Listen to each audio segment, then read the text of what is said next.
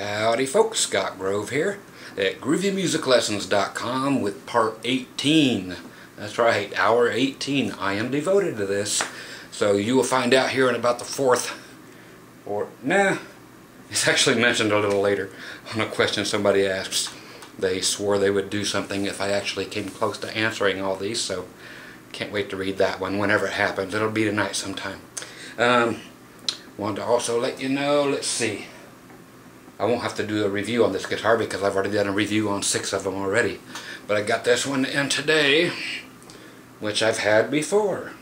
I just couldn't live without one, which of course is the 2006 Fender USA James Burton signature model Telecaster.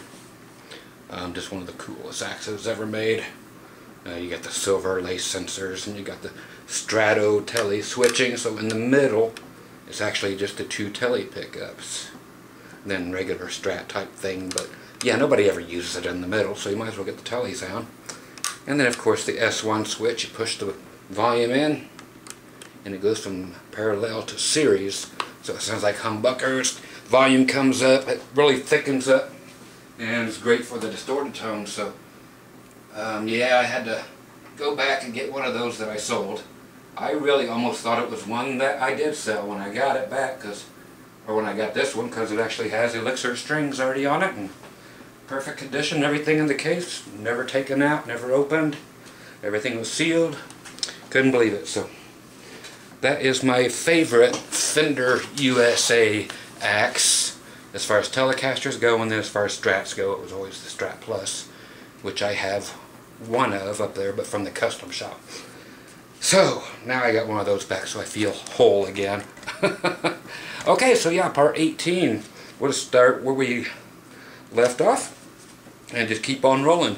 And today, I know my dad does not have the internet, nor does anybody that probably is close to him, but have to wish my dad a happy 74th birthday today, which would be August 24th, which I always remember because that means that tomorrow's Gene Simmons' birthday on August 25th. So I always know Gene's birthday's coming. If I go, okay, well, Gene's birthday's tomorrow, that means Dad's birthday's today. Shit, better call. So yeah, Dad's the very first person, the first male on his side of the family to ever live past 50. Okay, Dad had a 6-way bypass at my age. Okay, 6-way. So we'll see how that works out for me now that I'm me. So happy birthday, Dad. Happy 74. Yeah, drag all them veins out of your legs and shove them up under here, but he's still going, man. And no, he weighs less than I do for the first time in either of our lives. Not that he got like really skinny. It's just like I caught up and passed him. Okay, so questions. This is one cat that I really like. I'd just like to meet this guy someday, just because he calls himself Black Country Fats. I don't know if it has anything to do with Minnesota Fats, or if he's actually a black guy, or if he's actually country, or if he's actually fat, or I think it's a picture. I don't know if it's a picture of him or probably Prince or somebody. If it is him, he looks like Prince in his avatar, but he's always just nothing but super kind all the time, and I appreciate that from you, my friend. And he asks, let me make sure I got it didn't start anywhere else. It just starts right there. It says, oh, and Scott, can you please spend 30 seconds on telling people just how god-awful Slash is at playing the guitar?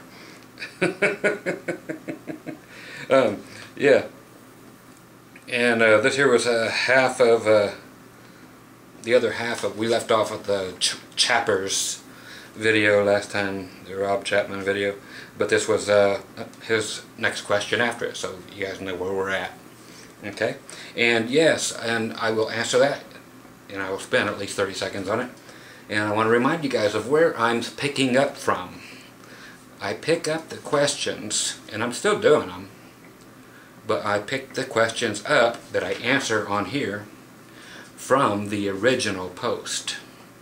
So where it says Ask Scott Grove anything, but anything that says, you know, part 1 or part 2 or part, you know, 15 or 16, where it says answers, I may go answer a couple of those online, but they aren't going to be answered on here.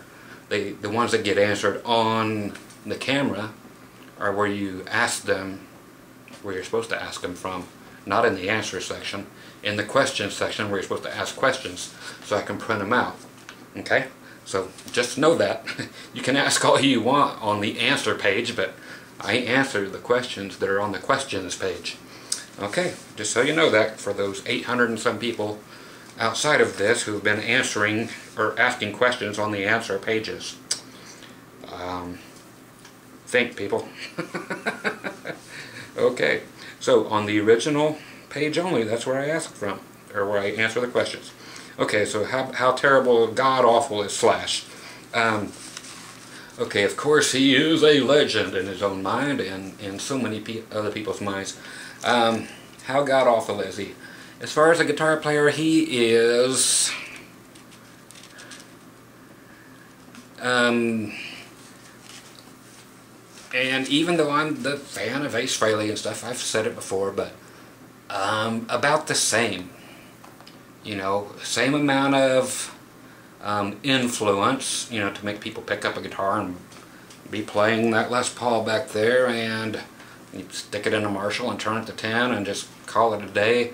Play major and minor pentatonic scales and blues scales, and that is it. And do them all while you're totally blasted out of your fucking mind and then screwing up all night long. That's how good he is. Okay, so that's just it. He's just a burnout who plays basically the same crap I know how to play, but he messes up 10 times more than I do. And that anybody else would, because he's just bombed out of his mind. He's got that annoying wife that always is screaming in his videos, like when he's off playing the worst version of the Star Spangled Banner. Yes, even worse than the slide version I did that somebody wanted me to do. And his damn wife, Slash, Majito, play the American anthem, por favor. Slash! I think his wife's worse than him. She probably hits more right notes though than he does. But yeah, he's just one of those people. He's more of he's more of an influence than he is a player, that's for sure. Same as Ace Frehley. They're neck and neck, man. Both burnouts that time has come and gone for these folks. Okay. So from my buddy there, Black Country Facts. Okay, I know everybody's going to yell at me for that one, but I don't care, because if you're yelling at me for that one, then you know, you really need to reassess. Okay, here's from Scott. Looks like Keys, or Keyes, K-E-Y-E-S. What do you think of short scale bass guitars? Are they any good? Let me know, thanks. If they are any good, which models do you like or have liked? Okay, the thing is about scale length is strictly just a low-end response, but also how can you go about fixing that? So the longer your scale, the more naturally great your low-end response will be. Strings that are nice and big and fat like bass strings, especially round wounds, you know, the flat wounds and tape wounds make absolutely no difference. You know, it's like playing a big stand-up bass, which is but as far as regular basses, as far as scale length, you know, the 34-inch scales and largers, those are meant strictly to get some good low end out of your bass, out of the string itself. It vibrates at a certain rate, and especially when you get to 5 strings, you want to go to a longer scale just to get that B string to sound natural, like it would on a piano. You know, a real piano will have, you know, it looks like a harp inside there, just laid on its side, or going straight up and down if it's an upright piano. But the short scale basses, of course, they can sound fine and dandy, and then you will naturally, artificially have to bring up just the bass on your amp or whatever to try to make up for the lack of natural good sounding bass that the strings would produce. So there is going to be a difference in sound because of the strings being on a shorter scale. So don't think that just simply turning up the bass control on your amplifier is going to sound the same as a longer scale bass. But if short scale is what you're going to play, there is nothing in the world wrong with them. I'd like to have some myself too. I'm a short-armed guy and short fingers and short feet. Well, you know what that means. What was the old joke? You know what they say about a guy with the big nose and the big hands and the big feet? Said, so he better be able to fuck, because he sounds like a goofy looking son bitch. He better have a big dick, because he sounds like a goofy looking motherfucker. That's what they say about him. And then there was one that said, you know what they say about guys with big feet? They wear big boots. Okay. Belongs in, no, don't belong in my musician joke area. Okay. So, yeah, the short scale basses are fine. I'm actually thinking of getting an old, like 1960, you know, like the SG bass, the EB3, or something like that, the Gibson. They just got a neat sound with that, you know, big old mud pickup in the neck position, then that little tiny, little bitty guy back there by the bridge finally to brighten it up. And they sound really good. I like the sound of them. So those sound really neat, I think. So if you're looking for something, are you looking for a budget? Let me see. Where am I at? See, are they any good? Yep. So yeah, that's the one I've liked the most, I think, was the EB3, as far as just a really cool sounding short scale bass, you know, more so than the Fenders, oddly enough. I'm usually just like a Fender sound guy, meaning single coils, but for some reason that little EB3 sounds good. Not the EBO, that sounds horrible. Because that's a longer scale, but yeah, the EB3, just, you can get that in a short scale, like a 3/4 scale, and they just sound great, nice and even and easy to play, and so I'd go for that. Okay, Gary Vivoda, my friend, he says, Scott, when you were a kid, which is still now, what was the first song, if you can remember, that really made your ears dance, as I say, that made you want to play guitar or play some kind of music? Cheers, man, and I hope you're doing well. Thanks for all the things you have taught me, Gary. You're gonna freak. Like I was already playing, you know, like I said, the acoustic guitar thing and doing the stupid acoustic guitar lessons before I got my first electric, and before I heard it, and before I heard Kiss. Now what made me really perk up was there was a guy who was an advanced student at the lady's house that, God, I can't even remember her name, and he came in, he just looked like a real proper Mormon type guy, but he came in and he played guitar and he sang, just to me, or whatever, as a favor for the music teacher. You know, she asked if he would do a song for me, and it's the first time I'd actually heard somebody play guitar and sing that I ever paid any attention to.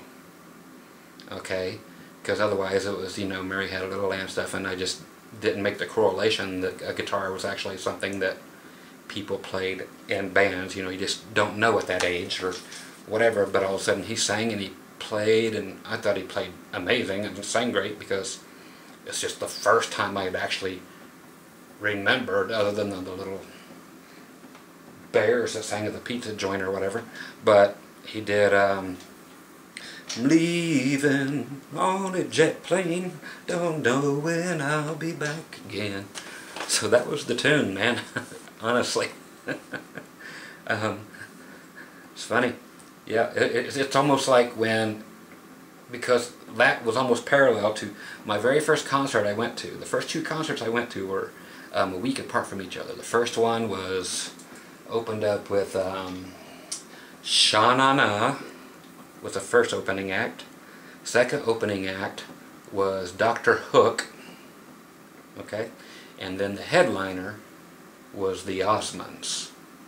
Okay, so I got all three of them. You know, Bowser was there. Do, do, do, do, do. Good night, sweetheart. Well, it's time to go. Do, do, do, do, do. Yeah, and then it was Dr. Hook, and then Sha Na Na, and then it was time for Kiss the following week. So it was a wacky time to be alive. Thanks, Gary, for asking. I always appreciate you, buddy. You know I do. Another one I can't pronounce is Jaestre01. Jastre01. I know I butchered it, but hey. Scott, I'm a bass player and I am about ready to move on from combo amps to cabinets and heads. Why? I'd like to get a couple of Ampeg cabinets and an 810 and a smaller one, but I don't know how to match the heads to the cabinets. I'd like to switch the head from one cabinet to the other, but I don't know if that is an option. Also, I'm pretty sure I'm going with the tube amps. I don't know if that's relevant. Thanks for the cool videos. I've learned a lot. Oh yeah, what's with the monkey t-shirt? Well, let's show this first. Don Thorvald, a good buddy of mine. He's the one that knows Phil X and the Fretted Americana guys, and always throws a big fundraiser for St. Jude's every year, and just does more than his fair share for just the whole world. Sorry that I'm out of the picture here, but I'm trying to find the monkey shirt. Here it is. Anyway, he had this monkey shirt on in one video, and I saw it, and I just like, God damn, dude, where'd you find that? I have to get it. So he told me, and I got it. But being that I go to Hawaii a lot, I take it to Hawaii with me now. And again, Don Thorvald, he's so cool, and he's got the wackiest looking telly collection you've ever seen with his, you know, the Beck looking not telly. He's got just some wild ass stuff, but just the coolest dude, and him and Gunner and the whole family. But the monkey shirt, the Aloha shirt. Isn't that great? You got the big old nut sack and bung hole right there in the middle. I was at my therapist, my shrink, which I no longer go to, only for the reason that she moved out of town just like everybody else. She actually made me roll up the shirt and cover it up because she couldn't stare at the balls anymore. She was just too distracted by my balls. So, okay, so anyway, back here to the bass amp and the Ampeg SVTs is what you're talking about. And then they got the little 610 cabinet and the 410 with the tweeter cabinets, and the 810 with the tweeter cabinets, and then the 210s. 10s are the way to go for bass. They just are. Everybody uses them because, why, they're nice and tight sounding. They're not floppy like 15s and 18s, and 12s are okay, but 10s are amazing. So that'd be always the route to go, whether it's 2 or 4 or 8. I have a video on my channel here that will actually answer the entire thing for you. It's on exactly how to do that, how to hook up and look up the specs on your amp head if you want to go down to 4 ohms, or if you're going to use one 4 ohm cabinet, or if you plug 2 8 ohm cabinets together, it brings your entire load down to 4 ohms, and then you're running 800 watts into 16 speakers. So how many speakers are actually receiving how many watts each, compared to when you're only running one 810 cabinet and all that stuff. So just on my channel or just on YouTube alone, just put Scott Grove, then Ohms, OHMS. Okay, just put in that and it will answer the entire thing. It's a video of nothing but that. So it's like an hour long of explaining to you how that works. And then if your amp is 800 watts at 8 ohms, then why is it 1475 watts at 4 ohms? And is that a good thing or not? Okay, so it will explain all that. So good long video on that, so go check that one out. The less you can carry around, the better. Usually, unless you're doing concerts. You know, that little Hartke there I like to take around. Then I've got my big Hartke rig here, and then I've got my big amp out there, which actually I use 810s on the bottom, and I tri-amp it 810s on the bottom. Then I have 8 inches in the mids, and then 2 horns, big horns with compression drivers on the high end. So yeah, so I'm using the 16 speakers and the 2 horns on that rig, but that's just for, you know, concert venues or outside gigs. So, but otherwise, yeah, I take that little amp with the 1 speaker in it and set it in front of me, blow it back at me, and I'm happy as a clam. So a nice little combo like it's still nice to have. So don't get rid of your combo. It'll be my best option, or best hint of the day. Keep it and get other things if you want, but keep the combo around just because you'll want it at some point. Okay, Scott Keys again.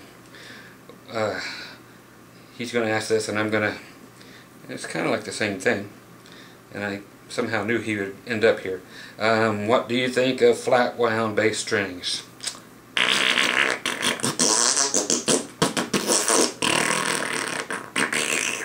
That's how they sound.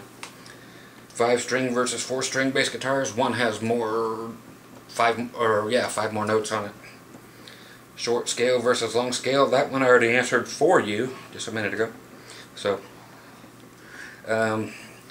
if you just want it to sound like an upright bass as close as you can, then you should get a long scale 4-string bass. If you want 5 more lower notes, get a 5-string.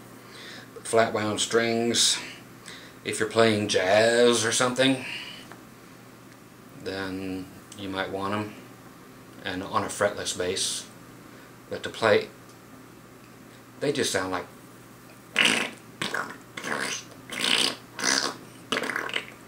if you want it to sound like actually somebody playing a tuba with no sustain and or somebody just taking a dump like that. That's what I most compare them to.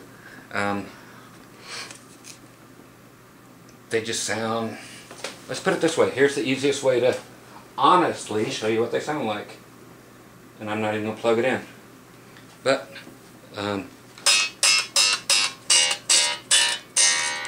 if you ever wanted to go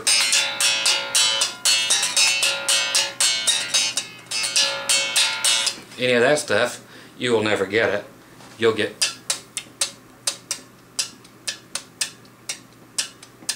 that's what it'll sound like. Instead of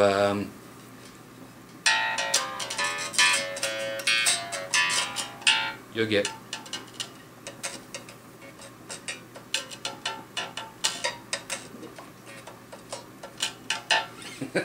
but louder with flat wound strings. So that's the difference. They just really sound extremely dead, and that's what they're made for. Hey folks, I got a new pack of ball cards in today.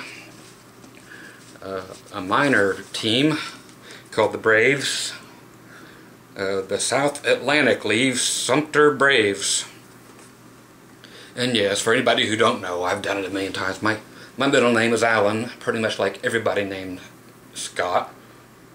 It's just a name that your mother can call out when she's mad at you. Scott Allen!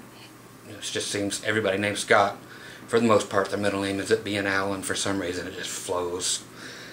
But I bought these off of eBay and they came in today. So here's the picture. There you go. Look at that name. Scott Grove. I had to get that. Then when you look at the stats on the back, Scott Allen Grove. Mine's actually A-L-L-A-N, but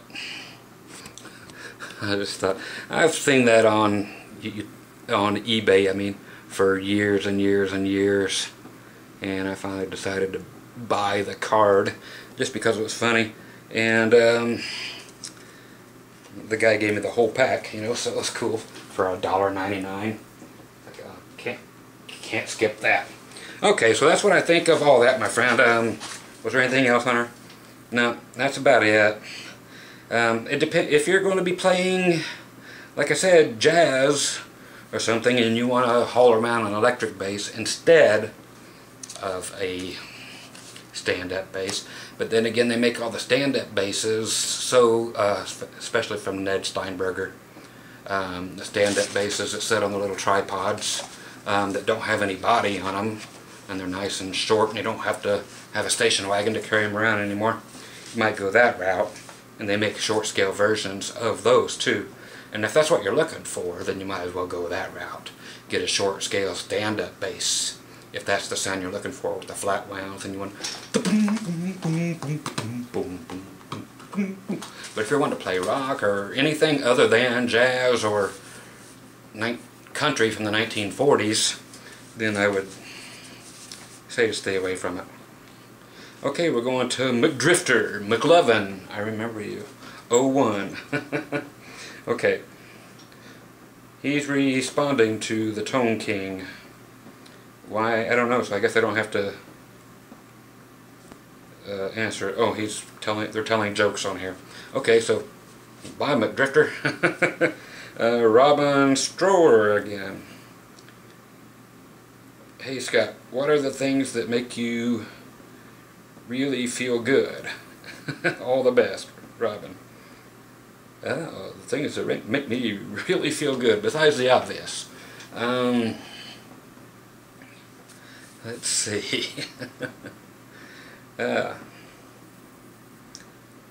One person had asked that, and the answer was whatever that bird was. People came up with like 10 different names of that bird. Some said it's a whippoorwill, some say it's a loon, some say it's a whipper-loon, some say... I don't know exactly what it is, but they're in Indiana and they're here in Nevada. I don't know if it has anything to do with the fact that we're right next to a lake right here, because of man-made golf courses here. There are like 6 pro golf courses here, plus a whole bunch of other golf courses, but again, like I said, it's a place where old golfers go to die. So yeah, the sound of that bird, and whenever the damn landscaping crew actually trim my bushes, these things out here just look like, you know, a 70s porn shot. You know, with an orgy going on, if you know what I mean. You know, the bushes are just out, you know, like afros back then, you know. It's like, but downstairs look like, you know, the lady's got Don King in a headlock. So, I mean, they're just everywhere. It's like every now and then I just go out there and just cut the holy shit out of them. And just leave everything laying there, then tell Jose and Hose B to go pick them up, you know, because it's like, do your damn job. You know, you've got to pay the HOAs here, so it's like, damn people. So, if they actually do it without me having to tell them, that makes me feel good. It's the little things that make me happy. That's what the wife keeps telling me. Okay. Okay, let's see. Next. C Melody Maker. Somebody has a little Gibson Melody Maker.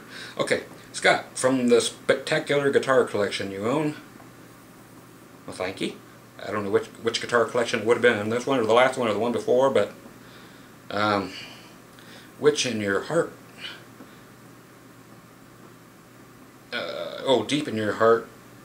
Which is your favorite? Do you have any favorite and why? Okay, this one's been answered a few times, but again, my pink Paisley Strat from back in 85 through 87 somewhere in there is going to be buried with me, and has always been my favorite just guitar. And then my white Iceman looking thing over there with the 3 single coil pickups that I had custom made as my just favorite guitar all around, as far as the way it just came out and the way it plays, the way it feels. Every guitar should, everybody should have a guitar that is custom made for them and have it turn out that well. You know, not just like that, but have it fit them that well. I would tell everybody, instead of owning, you know, 200 guitars or 50 or 60, whatever I have in here at the moment, or whatever, to actually go out. Everybody needs a backup guitar just because, but have one of them at least just be a custom made guitar by a real guitar maker, not all parts, not something that you just throw, you know, not a kit guitar, you know, something that's actually made from, you know, the ground up. No pre-made anything, no pre-made necks, not some damn warm-up neck that they slap on or nothing. I mean, a real guitar made especially for you, and you call all the shots on everything, and then have them keep reshaping the neck till it fits, you know, exactly right, the way you want everything. You do every last detail, and they don't cost as much as even a custom shop anything, you know, depending on who you have make it. So I think everybody should have one guitar that is just perfect, and then whatever your backup is, make sure it can still do the same stuff, because you don't want your main guitar to be down and then your other one be some piece of crap that sounds horrible. So just remember that, everybody. On your backup gear, why should it be any different than your main gear? It should be the same thing, actually, unless, you know, especially if it's your main axe that goes down, you need a main axe to finish out the gig with, you know, unless you have stage hands, and most of us aren't going to. But, and then again, I usually tend to assume that everybody's going to be in a band, which is probably my biggest flaw, as far as me always answering questions, is I forget that some people just want to play, but not play anywhere. They just want to play at home. So, but I'm always thinking, you know, everybody wants to be on stage and everybody wants to play with a band, you know, so I tend to forget that a lot. So I'm sorry if I'm always pushing everything on everybody. Well, you got to have exactly the same thing, but for those who actually plan on being in a band, yeah, have a duplicate of your favorite instrument, or one that sounds and does, you know, pretty much the exact same thing. So not just a Les Paul and a Strat, because neither one will take the place of the other. Have one that sounds like both of them. Actually have two that sounds like both of them. They can all do it. Any guitar can sound like a Strat and a Les Paul. You know, you just got to do coil splitting, or like one of my guitars back here has 5 pickups in it, has three single coils and 2 humbuckers in it. You know, get 2 guitars that have 3 single coils and 2 humbuckers in it. So, okay, let's see. Let's go up to BSD Raven. Hi Scott, I'm returning back to music after family tragedies. Sorry about the tragedies, my man. I know those, and financial difficulties. I am picking up some new guitars and things. What are a few guitars in the $500 range that you recommend? I've actually got those on a video as well on my channel. Just check out some of my, just put in Scott Grove guitar shootout or something like that. I've got so many of them, but some of them say for $500 and under, $300 and under, and I actually show you the ones that are, in my opinion, the best. But again, they're all going to be the same old thing again. I'll do them real quick. The Paul Reed Smith Korean SE series, the USA made PVs, any of them, all of them are fantastic. And then back to Japan again for all the late 70s, early 80s. Ibanez Electra, Aria Pro, West Tone, Greco, Yamaha, just all the Ibanez guitars, I mean all the Japanese guitars from back then. Don't buy something new, because you're only going to get, it's just like when you drive a car off the, you know, out of the lot. After buying a new car, it's only worth half. So spend your money on a guitar that looks like new if you want, but get 10 times the guitar for the same price by buying used. It's always better than buying some Epiphone off the rack for 500 bucks and then only having it be as good as a $35 guitar from whenever, you know. Then for that same 500 bucks you can get, God, a $4,000 axe from way back when that just never appreciated. Actually, what you do is buy a $200 axe and save yourself some money, or buy two $250 axes that sound better than most $3,000 Gibsons. So again, go look at my Guitar Shootouts and you can check them all out, see how they sound, get some ideas, because I've got a lot of those. Okay, here's from former Cakid, C-A-K-I-D, or former California Kid, maybe. Former CA Kid. Hard to say with all these. Scott, what do you think of stainless steel frets? Also, what picks you use? Stainless steel, fine and dandy. Whatever your frets are made out of, make sure your nut is made out of the same thing. Just so your open notes sound the same as your fretted notes. So, if you have a stainless steel frets, get a stainless steel nut. Yeah, they make them. Everybody keeps going with the whole bone thing and graphites, and they sound different. You don't want your notes, open notes, to sound different than your fretted notes. So, yeah, I'm all for them. And for picks, I use the 3 different ones. I showed them once before, but for anybody who wasn't paying attention, here they are again.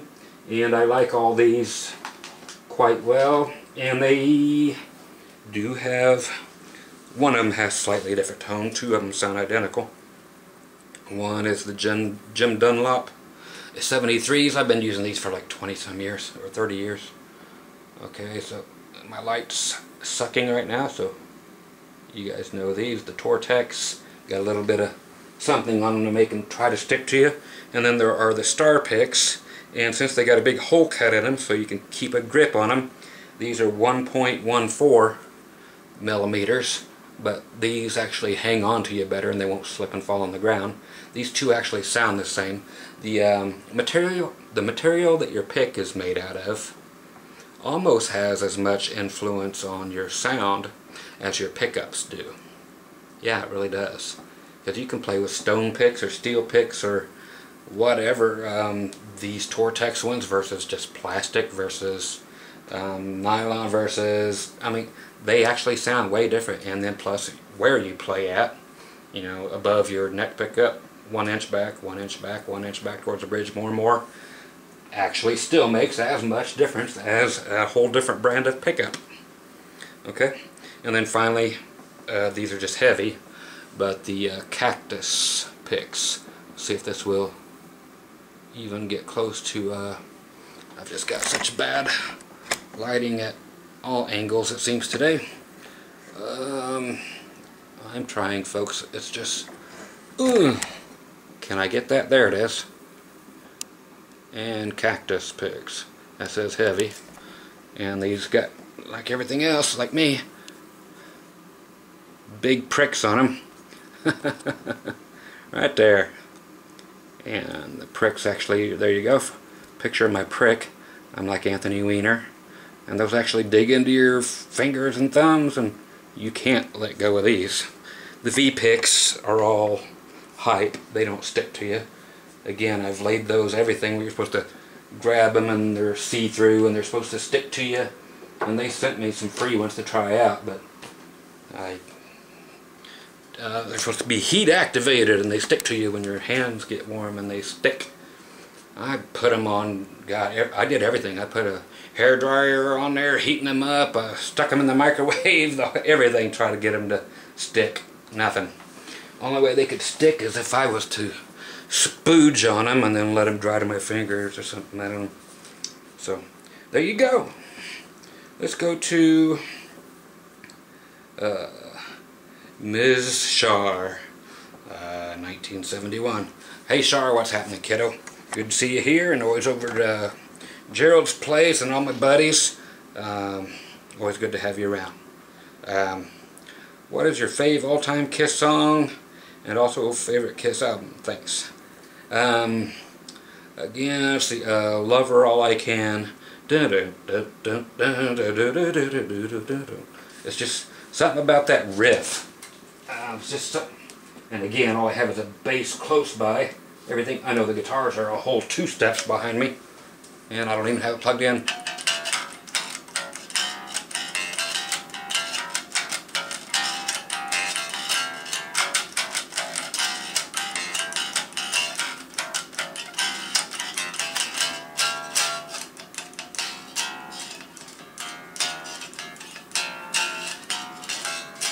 It's just great sound. So yeah, and then like I think you asked which was my favorite album. I can't remember because I'm a guy, plus I'm guitared. Kiss albums, yeah. I like the ones that everybody hates. So I like Dynasty, I like Unmasked, and I like The Elder.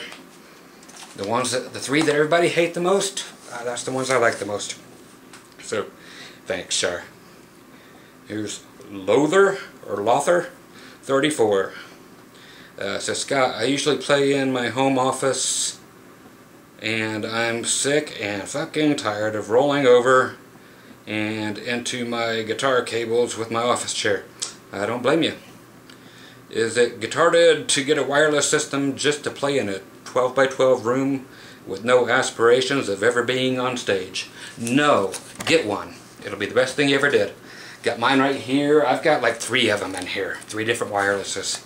And I walk all over the house all night long with the wireless. You know, if I'm in here just doing a quick little thing for y'all, I'll just plug in a cord, but I like firing up the amps when the missus has gone to work, and I cruise out into the kitchen or the garage or outside, and always use the wireless all the time. So yeah, get you one. You can get the cheap ones. Go get a cheap old 80 or something and have at it, man. Best money you'll spend. No more cords, and you'll never get shocked. That's the biggest plus in a wireless in the world. No more shocking. You know, if you ever go up to a microphone, which you're not talking about doing, but for the rest of you, and you've ever got shocked, it will never happen again with the wireless. No more getting shocked. Ever. It's a beautiful thing. Okay? So, yeah, go get it, man.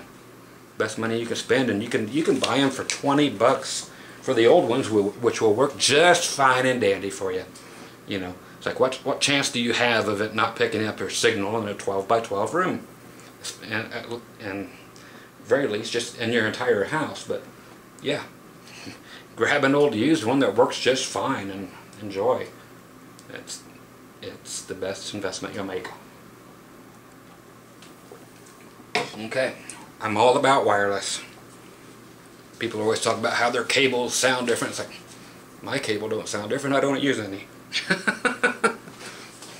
It's like, I don't have to go through all that bullshit. And I'm so glad of it. Okay, here's T. Lyle. And T asks, this is Mr. T. Let me see how much time I got. 20 minutes maybe. Scott, I've got a 5 to 6 incher. No, I'm teasing. I've got 5 to 6 amps. Mostly line 6. You poor guy. I'm sorry. Mostly line 6 spiders. Ouch, even worse. And really they are. The spiders are really bad, but I'll read the whole question. Mostly line 6 spiders, 2, 4, and 210 and 212 configuration, whatever. I take a cheap 15-foot 1/4-inch patch cord, cut it a foot from the end, and then cut 6 or 10 in half. So he makes his own cords. And he sticks them, cuts them all together, so he can plug in a few amps at one time, and then plug in a few pedals. My question is this okay to do? Let's see if I'm getting this right, because you might blow up some shit. Let's see exactly how you're doing it.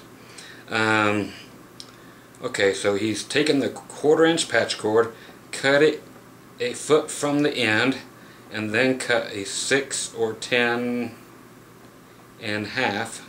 Cut a 6 or 10 in half. A 6 or 10 what? In half, and splice them together so that one guitar can plug into a few amps. You don't want to do that at all. Never splice your cables for any reason ever. You're breaking the ground and you're breaking the shielding, you know, so it's never a good thing ever to splice a cable, no matter what. I have active and standard pickups, blah blah blah, and tube amps. Man, you're asking for major trouble. Just get us. If you want to go into different amps, make sure all the amps are. Are you wanting all the amps to go at once? Or are you wanting them to go at different times? Dude, what they make is a simple line level box. Okay, let's show you. By using this is one thing. Okay, here's what people on stage use in various versions of it. Here's just an AB box where you actually plug in your guitar in the middle, then you have an output, you know, so like this would be going to one amplifier, and this would be going to another amplifier. So you could go A, so your first amplifier, or B for your second amplifier, or combine it, A and B, so you'd be going to both amplifiers. Now you can get these in multi-channel versions. So you can have amp 1 on, amp 2, amp 3, amp 4. You just run a regular guitar cord to each amp and you turn on whichever amp you want, or all four. So you have one set for clean, one for dirty, one for really heavy, and so forth. And you just turn the amp on that you want, or all of them, but never splice a cable. Then also they have a resistance mixer, if you're going to have them all on at once for some weird reason. Then those are actually just like an N here, and then it's got like 4 outputs. It's just a little bitty box, like $25. This has got a volume knob for each output. It's got, you know, out 1, out 2, out 3, and out 4, and you just determine the volume going to each amplifier, but never splice a cord ever for any reason in the world. There's no reason for it. Period. No reason to ever splice a cord unless you're making your actual own high quality cables, you know, just using the Belden cables and so forth, and but don't splice cords to try to make adapters and that kind of crap. No good can come of it. So you're just gonna you'll end up blowing stuff up. So just be very, very careful, dude. Yeah, and you're talking overheating things. So everything you're afraid of, Tom, is going to happen. So throw those cords away, period, and just get a little line mixer pedal, or an AB box like I just showed you, that has where you can change amps or hook them all together at once and hit one button and it combines all 4, or you can pick number 1, 2, 3, and 4. They're $25–30 tops on eBay, brand new. Okay, you're not going to find them at your music stores because nobody asked for them, but on eBay everybody asks for them. You know, they're used in concert rigs. People who bring lots of different amplifiers that are specifically meant, like, you know, a Fender Deluxe Reverb, you know, a 22-watt tube amp that they run it on 8.5, and it sounds perfect right then. It's breaking up just enough to really have some nice overdrive crunch to it. That'll be one amp setting. Then they've got a Marshall on 10 over there, and then they got a Fender Twin Reverb for all their clean stuff, and then they've got a Boogie triple rectifier on 20 over there, but then they just switch amps via that, and it gives them all their different sounds, because they just want real tube amp sounds as opposed to pedals making the distortions or the different amp tones. So go that route. Much safer, much safer, and your gear will thank you. Okay, let's go to Matthews Max. Hi Scott, what do you think of Godin guitars? I used to think it was a good one. That's a good one right there. It's not a bad one, that's a good one. So the Godin guitars, Canadian guitars. I can't say anything bad about them. I had one, it was called a Triumph something, had 3 mini humbucker size single coils in it, but they were the sparkle top, kinda a fucked up looking Les Paul looking thing, but the finish almost felt like rubber on it. So it was just really weird texture, but everything else is great, man. They do the great solid body acoustics which is what they're best known for. But yeah, they're a quality maker, so don't think twice about getting a great golden guitar. Man, try them all and pick your favorite. But as a company, yeah, they're as reliable and trustworthy as any out there. And I love to say better than Gibson, because they're better than Gibson. You know, most everybody is. They have great quality control up there, and they've always done great jobs at guitars. So yeah, thumbs up. Okay, from Vote for Cake One. How often do you cope with loneliness? Every flippin' moment of my life, for the most part. Even surrounded in a whole... If I'm playing a gig, I'm lonely. You know, it's just... we just got done, my wife and I, watching a movie just a couple minutes or an hour ago. Which had some good-looking guy in it, and then some girl from the Hunger Games, and it was called Silver Linings Playbook was the name of it. You know, they're both kind of out of their mind a little bit, and just like me for the most part. You know, the similarities were crazy. But so basically what you're looking at here is a guy who's had a couple strokes and who is bipolar, manic depressive, suicidal,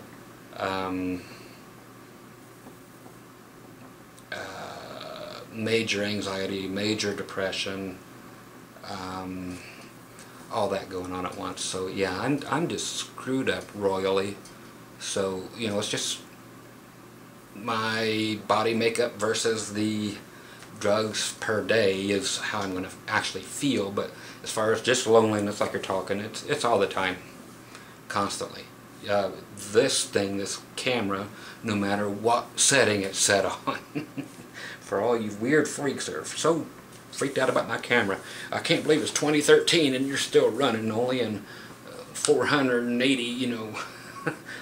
Well, get off my ass. But yeah, this is my best friend right here. You know, I spend more time with you guys that I don't know than I do with my wife, and than I do with anything. This is just what I'm going to do for what's left of my life, whatever that may be. If it happens to be another 20 years for some weird reason, and I luck out or don't luck out, however you look at it.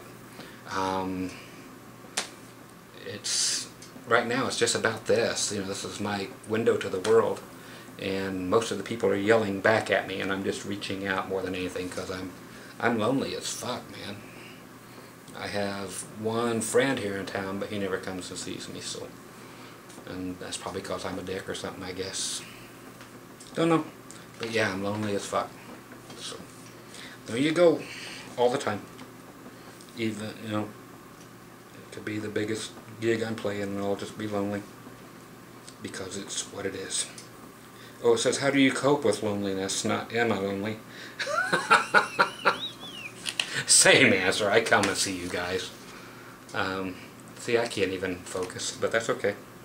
So how do you cope with loneliness? That's it. I just sit here and make videos until I fill the gap, and then when I'm uploading them and stuff, I can't wait to get responses back, and that takes the edge off. You know, that's it. That's how I deal with it, because I have nobody else to really go see, because I am not a people person when it comes to being actually in the room with them. It's just better this way, and it's the way I like it. You know, I wish people were kinder, and I guess they always say I'm the dick, but I guess I could be, and I don't see it that way, but most people say I am, so it must be that or just the way I come off, I guess. I don't know. So that's how I cope with it. I just make videos for y'all and hope that takes it away, and usually it helps. So it's just my little bit of therapy. Okay, here's from and thanks for asking too. I always appreciate people who are concerned about me, and I find it great that we live in a world now, just internet world, where somebody actually genuinely cares about other people and can actually have a feeling about other people or towards other people, or feeling for other people, just because they're good people and because you've never met, you're just seeing each other on a screen, and it's because you give a shit, and not because you're going to get anything back out of it. You know, just to interact is what I don't have anymore. So this is my interaction period for most of my life, so to come. And for the past, 6-7 years, so I do it all through here. And it's not a pity party thing. It's not like asking for anything other than your friendship. So, and all you people, if I block you, 9 out of 10 people that I block, I do it on accident. I mean to do the one right next to it. So I do it all the time. So if I block you and you don't feel like you should have been blocked, please do like a lot of people are doing and write me, and I'll unblock you. And if you do something again, then I'll block you again. But most of them, I just actually hit the wrong button. I hit the one next to the one. I've blocked myself before. That's fun trying to get out. No, it just says you can't do it. But yeah, I missed all of these. Just like skipping questions, I skipped the wrong thing and I blocked the wrong people, and I blocked my best friends on here, but I don't mean to. And they're like, hey, Scott did it again. It's like, oh, okay, I'll be right back. Okay. Here's from Joe Blacksher. Hi, Scott. Just wanted to ask about your thoughts on changing the pickups on a Mexican Strat. No! Those are great pickups. To a Custom Shop 69 pickup down. No. And also how long you've been playing guitar. Thanks. I've been playing guitar since I was 9, so 40 years. I'll be 49 in October, and then in December of this year it will be 40 years that I've actually been playing. I didn't actually start playing 6 nights, 7 nights a week till I was 3 days after my 13th birthday. But I started taking guitar lessons when I was 9, shortly after they gave me the guitar for Christmas. So that's that. But man, Mexican pickups are great. There's no problem there. I actually like most of the Mexican Fenders better than the American ones. Especially them damn noiseless pickups the Fender makes are horrible. Horrible. And them horrible, what's that, Dan? Texas Specials, just noisy as all shit. But the noiseless ones, they just tried to do the lace sensor thing and they failed miserably, and the tones are horrible. But you're talking the 69s here, so you're going to go for a bunch of buzz again. Try to get something that's quieter. Try a lace sensor if you change them. I mean, just try it. Try a guitar with them in there. But those 69s, no. Everybody likes a good 69 or a 71. That's a 69 with 2 fingers up your ass. But you're just asking for buzz when you're doing vintage stuff. Do you want hum and buzz and buzz and hum? I don't. If you do, try it, but you're asking me, so what are my thoughts on changing the pickups? No way. Unless you go to something that's just quiet. EMGs or lace sensors. That's my advice. So, and okay, another one from Lothar 34. Scott will say, oh, he's answering a question. Who's he answering? Somebody. He says Scott will say the PRS SE, and I will concur wholeheartedly. So whatever that's about, yes, it's about the Paul Reed Smith SE editions. And yes, I will say it, no matter what the question was that they answered for me. So thanks for asking, or answering. Okay, I got time for another one. Judy Stokes. Hi, Scott. Hello, Judy. Judy. I don't know if you guys remember on Andy Griffith when over at Wally's shop, was it Goober? Yeah, I tried to do the... You guys don't remember Cary Grant, but Judy. If you don't know what I'm talking about, you're too goddamn young. Hi, Scott. What guitars do you recommend to get close to a Gibson 335 sound on a tight budget? I don't know why you would want a 335 sound, but if that's the sound you like, then grab a semi-hollow body Peavey, or a old Ovation. They make them, and you can get them for dang near nothing. Washburn make a few.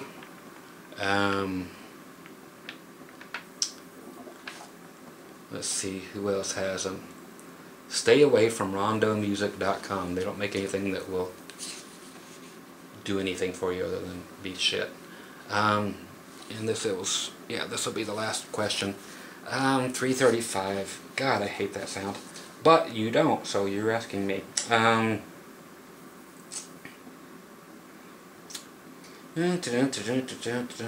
Do you want it to sound like the ones with the dots or the parallelograms on the, or the blocks on the fingerboard? Those sound different. I'm teasing.